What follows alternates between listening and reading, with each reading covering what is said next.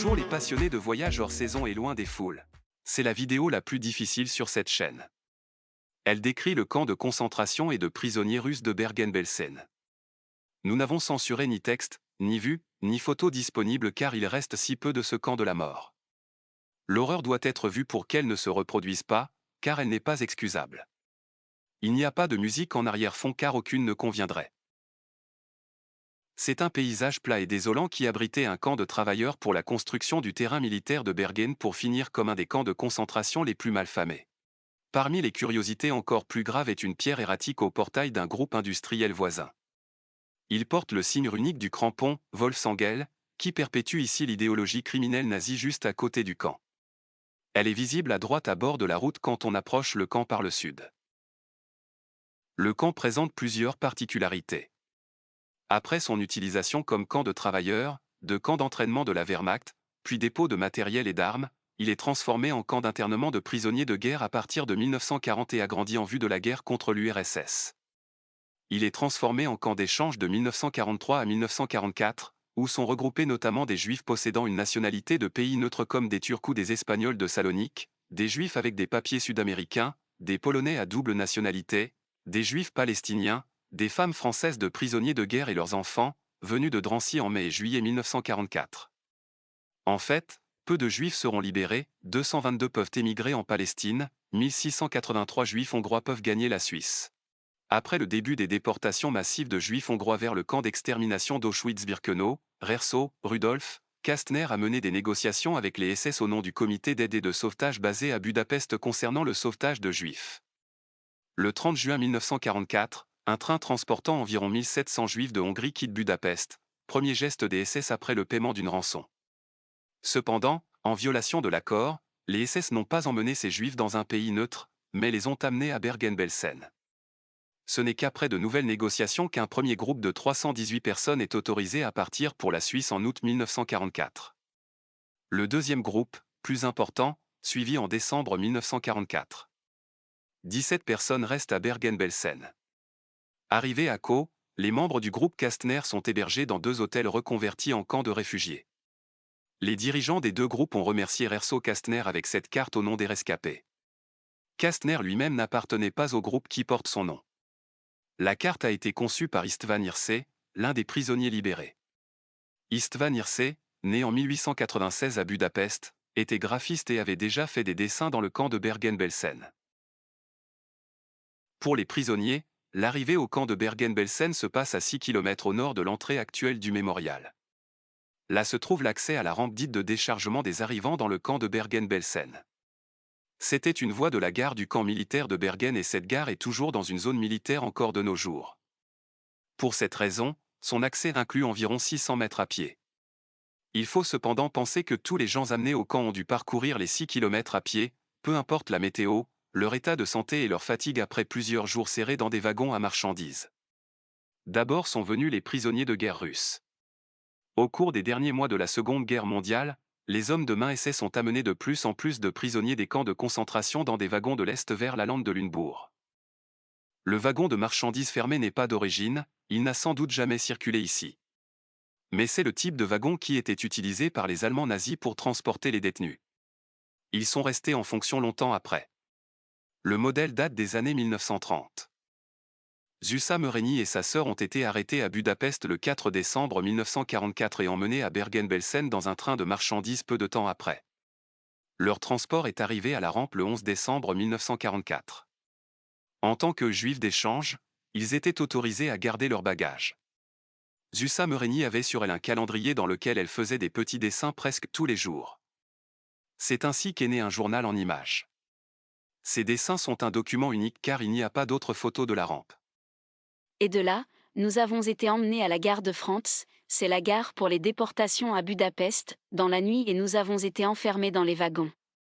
C'était encore le 4 décembre au soir et nous ne sommes arrivés à Bergen-Belsen que le 11 décembre. Certains se sont couchés tout de suite et certains ont dû se recroqueviller jusqu'à Bergen-Belsen. Et puis, ils se sont mis à pleurer, comment on fait la toilette ? C'était une nuit très sombre, le train avançait lentement, ma sœur dit, ici, là où je suis assise, il y a un trou dans le sol et qui a une boîte de conserve ? Et puis une boîte de petits pois a été ouverte et la boîte de petits pois était notre toilette jusqu'à Bergen-Belsen. Cela fait presque 10 jours. Et une fois de plus, les portes se sont ouvertes, vous pensiez, le 5e jour, les gens pouvaient sortir pour aller aux toilettes, et nous avons été laissés ici dans un champ de maïs. Le voyage. Quelle terrible épreuve. 15 jours en wagon à bestiaux. 40 ou 60 d'entre nous dans une voiture. Hommes, femmes, vieillards et enfants. Hermétiquement enfermés, sans air, sans lumière, sans nourriture ni eau. Les gens suffoquaient dans un espace exigu. En plus de cette saleté, de la sueur, de la fumée, de la puanteur, de l'étroitesse et de la soif furieuse. Les Allemands ont refusé d'ouvrir les voitures, pas même pour nous soulager. Seulement 3 fois pendant tout le voyage, nous avons été autorisés à quitter le wagon. Avertissement de nuit, raid aérien. Les Allemands ont quitté le train et se sont cachés quelque part, tandis que nous étions restés enfermés dans les wagons.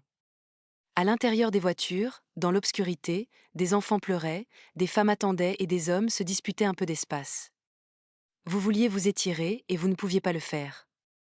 Lorsque nous atteignîmes finalement notre destination, la douloureuse procession commença. Mourants, affamés, avec un dernier effort, nous nous traînâmes le long de la route apparemment sans fin jusqu'au camp de Bergen-Belsen. À l'accès routier se trouve un monument de 2007 faisant référence à la rampe plus loin. Il est difficile à interpréter. Des tiges en acier qui ressemblent à des éléments de chemin de fer sont placés en désordre dans un grand tube conique. Il a été créé par le couple d'artistes hanovriens Almut et Hans-Jürgen Brust et inauguré ici le 26 janvier 2008. L'objet en forme d'entonnoir de 5 mètres de haut crée une aspiration en forme de tunnel à partir duquel il semble n'y avoir aucun retour. D'énormes billettes d'acier dépassent de l'entonnoir. Il rappelle les montagnes de cadavres du camp de concentration de Bergen-Belsen. À l'époque, la surface du camp était plus grande et la gare d'arrivée, était toujours en dehors des limites marquées par des doubles rangées de barbelés. Aujourd'hui, ces zones visitables sont encore plus réduites car le terrain d'entraînement militaire de Bergen-Onne, 2, a réoccupé beaucoup de place juste après la guerre. La zone est en fait beaucoup plus grande que marquée sur le plan, elle englobe aussi le site de visite, 4, et le cimetière, 3, actuel. Quand on pénètre aujourd'hui sur l'espace de l'ancien camp de concentration, on ne voit plus aucune trace des bâtiments d'antan. Toutes les baraques et même les maisons des gardiens étaient en bois et tout a été brûlé par les libérateurs britanniques pour enrayer les épidémies rôdant dans le camp. Particulièrement le typhus a tué 14 000 personnes après la libération le 15 avril 1945. Ce chiffre de 14 000 est d'autant plus grave que 50 000 ont été tués sous responsabilité allemande alors qu'au moins 120 000 personnes ont transité dans ce camp entre 1940 et 1945. Sur la droite se trouve une forêt avec un chemin qui semble pavé d'origine. À intervalles réguliers suivent des clairières rectangulaires. Ici se trouvaient les baraques des prisonniers et leur cuisine. Ici est aussi morte Anne Frank. Le camp n'est pas moins poignant par le manque de baraquement. On passe une fosse commune après l'autre. Il y en a 13. Sur tous ces talus se trouvent toujours les mêmes textes, ici gisent 800 morts, avril 1945, ici gisent 2500 morts, avril 1945, et ainsi de suite. Cela n'en finit pas. Près de 13 000 corps ont pu être comptés et enterrés décemment sur place. La rue principale du camp, une piste de sable de 6 mètres de large, a été construite en 1941 lors de l'agrandissement du camp de prisonniers de guerre. Elle s'étendait sur plus d'1 kilomètre depuis l'entrée principale près de la route jusqu'aux dernières huttes de l'autre côté du camp. Elle se trouvait au centre de la zone de 70 mètres de large entre les huttes des prisonniers de guerre et celles des prisonniers des camps de concentration. Cette partie du camp contenait également des installations telles que des cuisines, des réservoirs d'eau d'incendie et des dépôts de nourriture. La rue principale était surveillée en permanence par les gardes. Les détenus du camp n'étaient autorisés à la voir que pour des missions de travail pendant la journée et devaient être accompagnés par des gardes. Chacune des sections de camp strictement séparées du camp de concentration de Bergen-Belsen avait sa propre place d'appel. Les SS procédaient à des appels quotidiens et par tous les temps pour compter les milliers de prisonniers. Lors de ces appels nominaux, les prisonniers devaient se mettre au garde à vous, généralement par rangée de 5. Lors de l'appel du matin, les prisonniers étaient affectés à des travaux. Les appels nominaux du soir ont eu lieu après le retour des travaux au camp. Des appels nominaux supplémentaires ont également eu lieu, parfois plusieurs fois par jour, qui duraient souvent plusieurs heures, voire toute la journée. Les SS les utilisaient pour faire des annonces, donner de nouveaux ordres et punir ou torturer publiquement les prisonniers.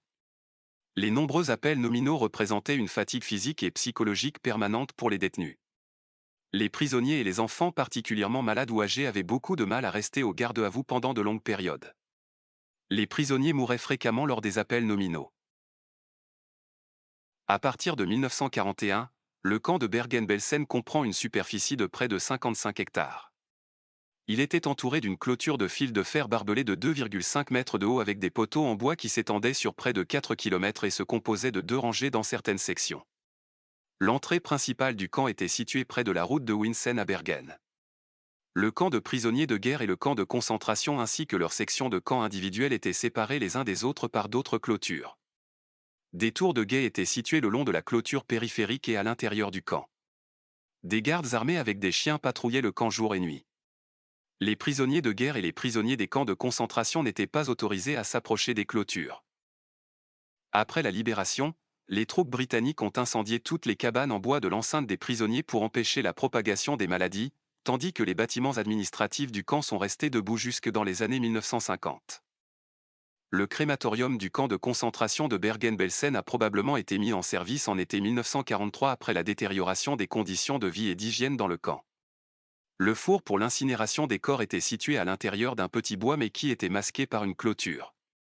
Les prisonniers, la plupart d'entre eux du camp des hommes, devaient ramener les corps des huttes et faire fonctionner le crématoire. Il n'y a aucune preuve concluante quant à ce qui a été fait avec les cendres. Lors des morts massives des semaines précédant la libération, le nombre de corps dépassait de loin la capacité du crématorium. Les SS firent donc brûler les corps sur de grands bûchers. Dans les derniers jours avant la libération du camp, il n'y a plus eu de feu. Lorsque le camp a été libéré, plus de 10 000 corps gisaient, à la fois à l'air libre et à l'intérieur des huttes. Ces victimes ont été enterrées dans des fosses communes après la libération. Le four crématoire a été enlevé lorsque le terrain a été transformé en mémorial à l'été 1946. Les prisonniers du camp des hommes étaient complètement à la merci de la violence arbitraire des SS. Ils ont été soumis à la négligence intentionnelle, à la faim, à la maladie et au mauvais traitement. De nombreux prisonniers ont été assassinés. Les SS attribuaient certaines tâches et fonctions telles que capot, contremaître, ancien du camp, ancien du bloc, ou ancien de la chambre, à des prisonniers individuels. Les prisonniers travaillaient également comme aides-soignants ou médecins. Ces postes fonctionnels étaient pour la plupart attribués à des détenus de langue allemande. Les fonctionnaires prisonniers recevaient une meilleure nourriture et des vêtements et ils étaient mieux logés. Leurs positions respectives leur donnaient du pouvoir sur leurs codétenus, mais leur permettaient aussi d'aider les autres. À l'été 1944, l'infirmier allemand Karl Roth a tué au moins 200 prisonniers en leur injectant du phénol. Le 22 juin 1941, la campagne d'extermination de l'État nazi contre l'Union soviétique, connue sous le nom d'Opération Barbarossa, a commencé. La mort de millions de personnes et de soldats soviétiques avait été planifiée dès le début. La Wehrmacht a fait prisonnier les soviétiques au mépris de la Convention de Genève. Ainsi sont morts 2 millions de personnes de faim et de maladie dès le printemps 1942. Dans la lande de Lundbourg, la Wehrmacht a mis en place 3 camps de prisonniers de guerre exclusivement pour les prisonniers de guerre soviétiques, le camp principal, Stalag 11C, 311, Bergen-Belsen, le Stalag 11D, 321, Örtke et Stalag 10D, 310, Witzendorf. Des prisonniers de guerre d'autres nationalités étaient également logés au Stalag 11B Fallingbostel. Bergen-Belsen était principalement destiné à enfermer les prisonniers de guerre russes. Mais les bourreaux d'Hitler n'ont jamais appliqué la Convention de Genève qui donne des droits et des protections aux prisonniers de guerre russes et que les États prédécesseurs de l'Allemagne avaient signé en 1864. On a très vite commencé de les maltraiter par malnutrition et un manque total de soins. La dysenterie sévissait dans le Stalag 11C, 311, Bergen-Belsen depuis août 1941, et pendant les mois d'hiver 1941 à 42, il y a une mortalité massive due à une alimentation complètement inadéquate et à de mauvaises conditions d'hygiène. Une épidémie de typhus commence aussi. Au printemps 1942, environ 14 000 prisonniers de guerre soviétiques étaient morts, d'abord enterrés dans des fosses individuelles puis dans des fosses communes du cimetière situé à environ 600 mètres du camp. Il était initialement prévu pour 1000 tombes individuelles. En 1943, le Stalag 11C, 311, Bergen-Belsen a été fermé et des parties du camp ont été remises aux SS, qui y ont installé le camp d'échange Bergen-Belsen. La moitié nord du camp, dans laquelle se trouvait dès le départ un hôpital pour prisonniers de guerre, a été reprise par le Stalag 11B Fallingbostel. Il reste sous l'administration de la Wehrmacht, camp annexe de Bergen-Belsen, et devint l'hôpital central pour les prisonniers de guerre soviétiques de la région. Au moins 19 580 prisonniers de guerre soviétiques morts dans le camp de Bergen-Belsen entre 1941 et 1945 reposent dans des fosses communes au cimetière de Hörsten. Au moins 30 000 autres personnes sont mortes dans les cimetières des camps de prisonniers de guerre d'Erbke et de Witzendorf. Des détachements de travail gardés par des soldats transportaient les corps sur des charrettes jusqu'au cimetière par un chemin sablonneux. Les prisonniers affaiblis devaient se reposer plusieurs fois en cours de route. Au cimetière, les morts étaient enterrés sans cérémonie, à quelques exceptions près, dans des fosses communes. La Wehrmacht a conservé des enregistrements de leurs données personnelles et de l'emplacement de leurs tombes. Bien plus loin au fond de la forêt et accessible seulement après une marche d'une vingtaine de minutes se trouve le cimetière russe.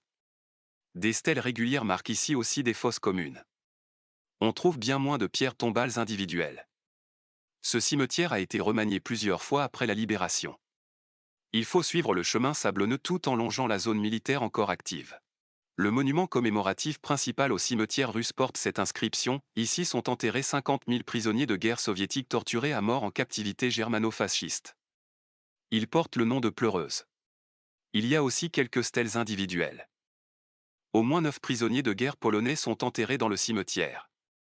Une simple croix avec une plaque en forme de plaque militaire d'identification orne les tombes. Le texte: ici reposent 8 prisonniers de guerre polonais, Dr Stanisław Pobłocki, né le 14 février 1890 à Ligna, décédé le 11 janvier 1942, Dr Roman Bilnik, né le 28 janvier 1891 à Zawiersi, décédé le 25 janvier 1942 et 6 morts dont les noms ne sont connus que de Dieu. La tombe d'Elżbieta Glazowska est la seule tombe qui porte son nom. Elle est morte en tant que prisonnière de guerre polonaise dans le camp de Bergen-Belsen. À droite de l'accès au mémorial en plein air se trouve le centre de documentation de 2007. Il y a 2 grands bâtiments, l'accueil et au fond la grande salle contenant quelques pièces du camp, des documents d'origine et des photographies poignantes. On peut aussi y pénétrer par l'arrière quand on revient de l'espace extérieur. Comme indiqué avant, le camp a été brûlé fin avril 1945. Il y a donc peu de traces restantes. Les documents montrent la minutie et l'absurdité de l'administration allemande. On documente tout avant de tuer. Ces enregistrements ont été réalisés le 10 octobre 1944 au Stallagons B. Fallingbostel. Le prisonnier de guerre français André Maton, qui travaillait sur les dossiers du camp, a ramené les négatifs chez lui après la libération et les a confiés à des archives à Auxerre. De là, ils sont ensuite arrivés à Varsovie. La majorité des photos montrent des femmes officiers, reconnaissables à la lettre au-devant le matricule. La plupart des prisonniers portaient des vêtements civils. Un brassard avec les lettres AK les identifiait comme membres de l'Armia Krajowa. C'est le plus important mouvement de résistance en Pologne sous l'occupation allemande. Une liste nominative du 31 décembre 1944 permet d'identifier les prisonnières et les prisonniers. Dans la mesure où cela a pu être déterminé à partir d'autres sources, le nom de code utilisé lors du soulèvement, l'année de naissance et le grade militaire sont ajoutés. Source: Musée historique de la capitale de Varsovie et Croix-Rouge polonaise, Varsovie. Il y a plusieurs séries de photos prises dans le camp lors de son fonctionnement. Une petite série montre des photos prises dans le camp lors de son fonctionnement vers 1942. Une partie des photos trouvées chez les habitants de la région contiennent des commentaires écrits en allemand très méprisants comme: voilà à quoi ressemble un Russe ou c'est ainsi que nous traitons les sous-hommes. Ces clichés montrent des détenus amaigris, aux vêtements déchirés et couverts de plaies. Les photographies présentées ici ont été trouvées dans tout le district du Helsen, mais aussi dans les villes proches comme Brême ou Hambourg. Une série est conservée aux Archives nationales des États-Unis à Washington. Des soldats américains les retrouvèrent en avril 1945 chez le fermier S, qu'ils avaient réquisitionné comme logement provisoire. Interrogé sur les photographies, S a déclaré qu'il avait servi dans l'une des unités territoriales du camp de prisonniers de guerre de Bergen-Belsen en 1941, mais, comme d'autres membres des escadrons de garde, avait reçu les photographies par la poste d'un expéditeur inconnu après son transfert. Une série de photographies est une propriété privée. La petite fille du fermier F a affirmé que quelqu'un les avait secrètement mises dans la boîte aux lettres du fermier en 1942. On ne sait pas qui a distribué les photographies ni quels étaient les motifs de la distribution. Prises forcément par les gardiens et gardiennes du camp, elles ont circulé librement. Les gens à l'extérieur étaient donc pleinement conscients de ce qui s'y passait. Cette série d'une vingtaine de photos documente macabrement le tri, le déshabillement, le transport et l'enterrement dans des fosses communes de soldats russes morts par leurs collègues soldats russes. Il y a quelques rares documentations de fuite du camp comme l'évasion échouée d'Anatoly Mozalov. C'est le militaire à gauche sur la photo prise en juillet 1945 après la libération du camp de Sachsenhausen. Il raconte sa fuite. Dans la cantine allemande, à l'insu du garde derrière la porte, j'ai réussi à découper une carte de l'Allemagne sur une carte murale. Nous sommes partis la nuit. Pendant la journée, nous restions dans des hangars, dans des forêts et dans des champs parmi les plantes. Nous avons mangé des baies, des champignons et parfois nous sommes montés dans des caves et des garde-manger allemands. Quelque part près de Braunschweig, nous avons trouvé un transport avec des chars. Nous avons donc roulé vers l'est sur un char sous une bâche. Après avoir roulé jusqu'à Magdebourg-sur-l'Elbe, le transport de tanks a été dirigé dans une usine pour les réparer. Nous avons rampé sous la bâche jusqu'à un wagon à 2 essieux où des prisonniers français chargeaient de la ferraille. Fédor et moi avons essayé de sortir de l'usine sur les freins de ce wagon, avec l'aide des Français, mais lors du contrôle de sortie, les Allemands nous ont remarqués et nous ont tirés dessous le wagon. Après l'interrogatoire, nous avons été enfermés quelques jours à l'usine dans une cellule avec du pain et de l'eau pour savoir d'où nous nous étions échappés et si nous n'avions tué personne en chemin. Puis nous avons été envoyés au camp de concentration de Sachsenhausen. Mark Tillich s'enfuit l'été 1943 du camp de travail de Münkiensbourg, Nienbourg. Il a été repris et placé dans le camp de Kirchdorf, Duepolz. Après une autre tentative d'évasion et une autre reprise, il est placé par la Gestapo de Nienbourg dans le camp de concentration de Sachsenhausen. Sa photo date de 1946 lors de son service dans la zone d'occupation soviétique en Allemagne. Sa description de l'évasion échouée du groupe est une transcription traduite d'une interview donnée en 2004. L'administrateur du district Nienbourg a demandé de l'aide dans la recherche de 6 prisonniers de guerre russes évadés, dont Mark Tillich. Lorsqu'il a été capturé, il a donné Mikhaïl comme prénom, car de nombreux juifs de l'Union soviétique s'appelaient Mark. Nous avions tout prévu. Il restait environ 40 minutes avant l'appel du soir. Nous savions que nous serions capables de le faire dans ces 40 minutes, et 3 d'entre nous ont fui. Les 3 autres ont suivi. Tout a fonctionné comme prévu, le train s'est mis en route. Nous avons atteint la gare de Lehrte. D'une manière ou d'une autre, nous avons réussi à arriver à Hanovre. Nous avons décidé que nous ne devrions pas pousser notre chance et décidions de marcher par la suite. Il s'est avéré que la route que nous avons empruntée était stratégiquement importante par conséquent. Des sentinelles y ont été postées. C'est ainsi que nous avons été arrêtés. L'administrateur du district de Nienbourg-Weser. Paul. 901-1, Bia. Nienbourg-Weser, le 8 juillet 1943. À l'administrateur du district de Lübeck. Poste de gendarmerie, Langendam. Arrondissement, Nienbourg-Weser. District, Hanovre. Langendam, 30 juin 1943. Objet, évasion de 6 prisonniers de guerre russes du camp Münkiensbourg numéro 5147-24 d'Idée, district Nienbourg-Weser. Le 30 juin 1943, 6 prisonniers de guerre russes s'évadent du camp susmentionné.